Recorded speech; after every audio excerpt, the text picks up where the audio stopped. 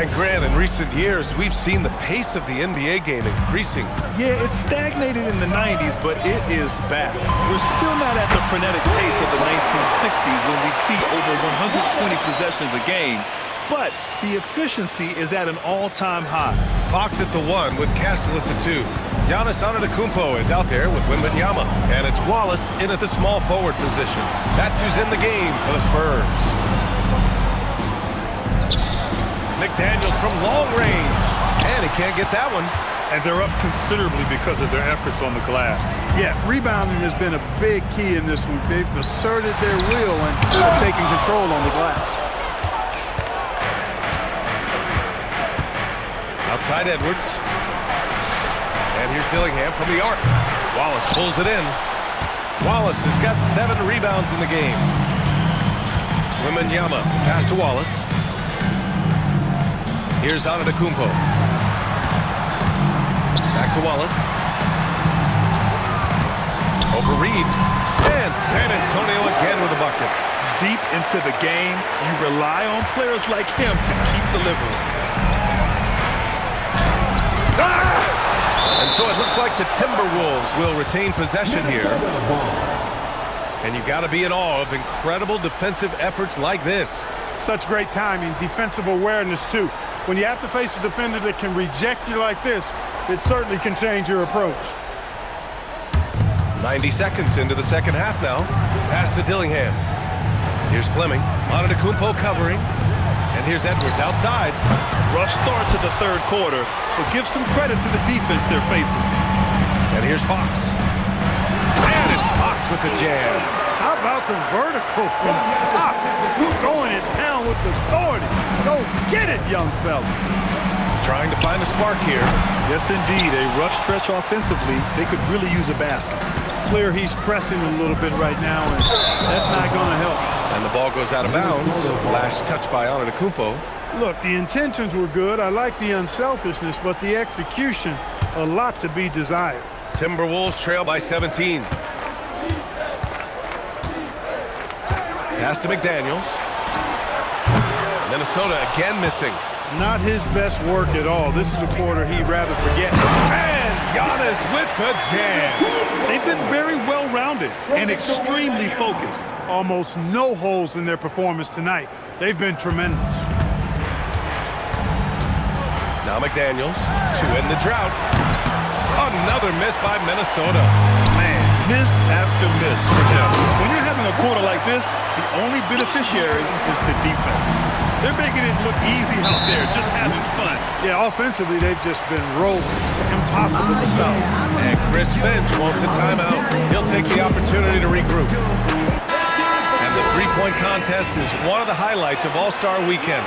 Here are some of the contenders who have a shot to compete in the event. And perhaps that list changes a little between now and All-Star Weekend, but I would have no problems if those guys end up competing. You take a look at Edwards. He's right on the cusp of securing his spot in the three-point contest. So I hope those votes keep pouring in because he's a guy you'd love to see in the mix. Yeah, if he can make it in the door, you know he will do everything he can to win the whole thing, and it'll be a lot of fun to watch. And this year's contest is really shaping up to be one to remember. Plenty of dead-eye shooters on that list so far. And lots of guys have a three-point shot now, but this list is really the cream of the crop when it comes to putting up long-range bombs. San Antonio moving the ball around. Fox, that's good. Fox has got 12. Their ball movement on this run has been tremendous. It's led to a lot of good, clean, open looks. When you watch De'Aaron Fox, is there anything that sticks out to you, Grant? Well, B.A., this league has the best athletes in the world, and Fox looks like maybe the quickest guy out there on most nights. His change of direction is especially elite. That's what you want to see. Reed playing big in there. On offense, here is San Antonio. Oh, my goodness! Disrespectful.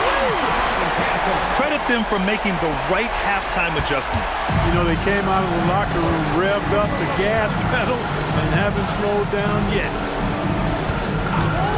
And there's the whistle. The illegal screen is the call. And let's check out a breakdown looking at some stats for him. Well, the league has put an emphasis to crack down on illegal screens. Yeah, you know, he might have gotten away with that a few years ago, but not anymore. No way. Now you've got to be stationary. Oh, big finish!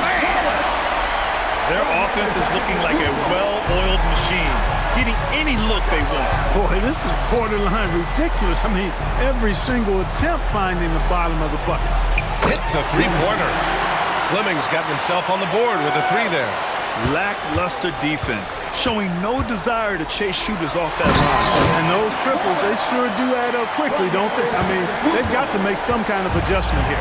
Yeah, he's like a one-man band out there, dialed in and on the attack. Here's Edwards.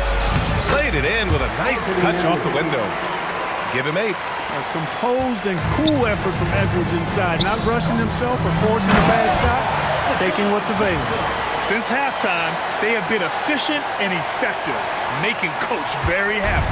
Boy, I like the disposition and attitude since halftime. They're patiently looking for good shots. Outside Edwards. And Edwards slams it in. Defense gets burned by Edwards' ball handling ability. I mean, this guy's athletic and can really move. Wallace, the pass to Antetokounmpo. Wembanyama. And San Antonio getting another bucket right there. That's 10 straight points they've given up in the painted area. And you know, it doesn't matter how good your defense is on the perimeter if you're going to allow easy ones inside like that. And here's Antetokounmpo. He'll bring it up for the San Antonio Spurs. They'll be off to Portland for a meeting with the Trailblazers after this one. And that'll be their only game on the road before heading back home.